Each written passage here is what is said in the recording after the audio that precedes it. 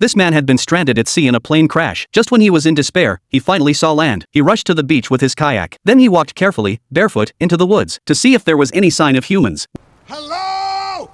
Anybody?